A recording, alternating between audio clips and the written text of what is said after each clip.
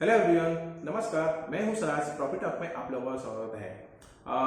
आज मैं इस वीडियो में आपको बताता हूं जो रेंट प्रॉपर्टी और ओन प्रॉपर्टी, जो बायर्स मतलब खुद का प्रॉपर्टी और भाड़े पे प्रॉपर्टी, इन दोनों में क्या डिफरेंस है मैं आप लोगों को बता देता हूं।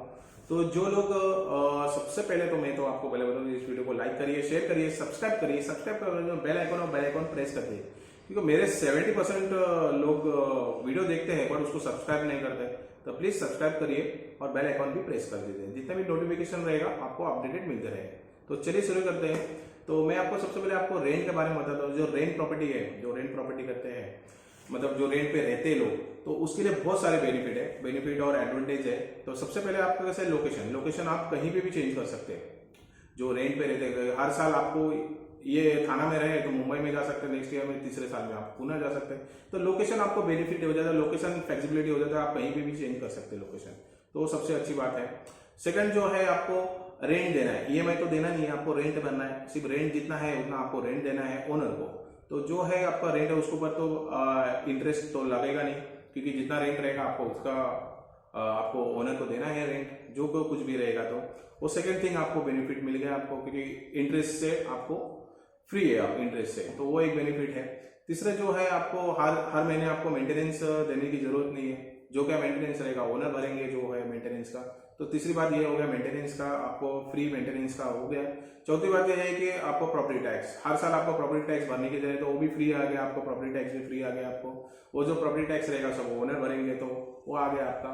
और जो पांचवी बात जो है, पांचवा जो बात है कि आपका जो फ्लैट्स में या किधर भी आप रह रहे हैं, तो उसको आपको रिनोवेशन करने की जरूरत नहीं है, क्योंकि अभी आपने 11 महीना यूज किया है प्रॉपर्टी, तो 11 महीना आप दूसरे लोकेशन में चेंज कर रहे हैं। तो दूसरे लोकेशन में चेंज करने के बाद आपको वो प्रॉपर्टी, जो कोई दूसरा आएगा रहने के लिए, वो रेंट पे टेनेंट, तो उसका कैसा है कि वो रिनोवेशन करके देगा ओनर, तो वो खर्चा आपका बच गया। और आपको कंटिन्यूस वही रूम में रखना है, तो हर साल आपका 10% रेंट बढ़ता है।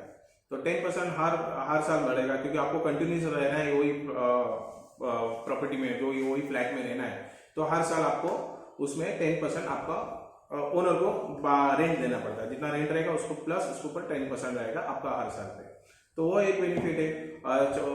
और एक बेनिफिट है कि उसके अंदर आपको जितने भी आपको कॉम्प्लेक्स के अंदर एनिमिटीज जो भी कुछ भी रहेगा, लग्जरियस रहेगा या नॉर्मल एनिमिटीज रहेगा, तो आप यूटिलाइज कर सकते हैं।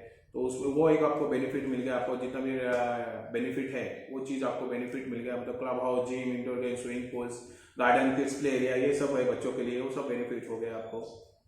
ये सब मैं आपको रेंट का एडवांटेज बता देता हूँ इसमें। और इसमें रेंट में डिसएडवांटेज ये है कि कुछ लोगों को कंटिन्यूस रहना रहता है कि 5 साल हम यही फ्लैट इधर ही रहेंगे लोकेशन पे, क्योंकि वहां पे जॉब रहेगा, वो चीज रहेगा, 5 साल 10 साल जो रहेंगे, तो उसके हिसाब से वो चाहिए। क्योंकि कुछ लोगों को शिफ्टिंग करने को प्रॉब्लम हो जाता है। ये तो चीज हो गया, सामान इधर से उधर, इधर से उधर, ये डिसएडवांटेज में बता रहा हूँ कि सामान यहाँ से लेके वहां से जाना है, तो हर साल चेंज करने के लिए भी तकलीफ हो जाता है, ये लोकेशन से वो लोकेशन। तो कुछ लोगों को फैमिली बड़ी रहेगी तो चेंज करने को बहुत तकलीफ हो जाती है, वो डिसएडवांटेज हो गया आपका। फिर और दूसरा अगर ये है कि हर साल आपको वही प्रॉपर्टी वही रेंट पे रह रहे हैं, तो उसका हर साल आपका 10% आपको रेंट देना पड़ेगा। वो दूसरा एक डिसएडवांटेज हो गया आपको उसमें। और बाकी का जो डिसएडवांटेज है आपका लाइट बिल, गैस बिल, तो आपको ही पे करना है, क्योंकि ओनर तो पे नहीं करेंगे, वो आपको जितना यूटिलाइज करेंगे उतना आपको पे करना पड़ेगा उसमें। और दूसरा ये चीज है कि आपके आप जो रेंट पे रहते हैं उसमें कैसा है, छोटे छोटे चीज कुछ टूट फूट गए तो आपको ही खुद करना पड़ेगा, क्योंकि हर छोटी छोटी चीज को तो ओनर को नहीं बोल सकते कि ये टूट गया वो टूट गया। तो वो जो मेजर प्रॉब्लम रहेगा तो आपको ओनर को बोल सकता है, बट अभी कुछ चीज छोटा हो जाता है तो आपको ही सब कुछ करना पड़ेगा उसमें। तो ये सब जो है डिसएडवांटेज था रेंट के लिए। और दूसरा जो है अपने पास जो ओनर, जिसके बाद जो खुद का प्रॉपर्टी है, जो खुद की प्रॉपर्टी बाई किए है वो है, फर्स्ट थिंग तो वो तो लोकेशन तो कभी चेंज नहीं कर सकते, क्योंकि उनको जो रहना है 5 साल 10 साल 15 साल 20 साल जब तक रहना है, तो आपको वही लोकेशन पे रहना पड़ेगा। वो तो लोकेशन चेंज, हाँ उनको कभी लोकेशन चेंज करना, उनको सेल करना है, दूसरी जगह जाना है, या जॉब चेंज हो गया, बिजनेस चेंज हो गया किधर, तो आपको शिफ्ट करना है, तो उसको सेल्स करके जाना पड़ेगा आपको, फिर तभी आप लोकेशन चेंज कर सकते हैं। वो आपको ओन प्रॉपर्टी जो बायर्स है, तो उसके लिए बहुत सारे तकलीफ है। दूसरा है, आपने प्रॉपर्टी लोन पे ले लिया, आपने लोन पे ले लिया, प्लस प्रिंसिपल अमाउंट प्लस आपका इंटरेस्ट उसके साथ लगता है। हर महीने EMI भरो, उसका EMI आ जाएगा। फॉर एग्जाम्पल आपने 15 लाख का लोन लिया है, 15 साल के लिए जाएगा, तो जो नॉर्मली रेट ऑफ इंटरेस्ट से पकड़ेंगे तो आपका 10 लाख एक्स्ट्रा चलेगा, मतलब 25 लाख आपको 15 साल तक देना है आपको। वो आपका आ गया EMI हर महीने भरो। EMI नहीं भरे तो उसके ऊपर पेनल्टी लगेगा, वो एक तकलीफ हो गया आपका। और तीसरी बात जो है आपका ये मेंटेनेंस, हर महीने मेंटेनेंस देना पड़ेगा आपको ओनर को, जो EMI भी भरो मेंटेनेंस भी भरो, ये भी चीज़ आ गया उसमें। चौथी बात जो है आपका प्रॉपर्टी टैक्स, हर साल आपको प्रॉपर्टी टैक्स भरना पड़ेगा। प्रॉपर्टी टैक्स भरना, EMI भी चालू है, आपको प्रॉपर्टी टैक्स भी आ गया हर साल का। प्रॉपर्टी ज़्यादा तो नहीं, अदर लोकेशन पे अलग अलग कम आता है, किधर किधर ज़्यादा है प्रॉपर्टी टैक्स का, तो वो चीज़ आ गया आपका। पांचवी जो बात है जो है आपका, हर साल आपको फ्लैट में रिनोवेशन करना पड़ेगा। रिनोवेशन मतलब आपको घर का काम करना पड़ेगा। हर फेस्टिवल दिवाली के आसपास तो बहुत सारे 95% तो घर का काम ही करते हैं, तो वो सब रिनोवेशन करना पड़ेगा, तो उसका खर्चा अलग से आ जाता है। ये सब चीज़ है इसमें।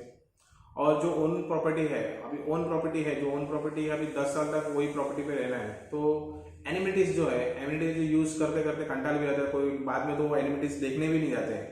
तो कुछ लोग ऐसे है कि कुछ एनिमिटीज भी यूज नहीं होता है, स्टार्टिंग में एनिमिटीज यूज होता है, बाद में उसके बाद एनिमिटीज होता है, फिर उसका एनिमिटीज यूज नहीं होता, फिर उसका भी मेंटेनेंस तो देना ही पड़ेगा, क्योंकि एनिमिटीज है तो मेंटेनेंस तो देना ही पड़ेगा, तो मेंटेनेंस लगा के आते हैं, फिर वो सब चीज है यहाँ पे।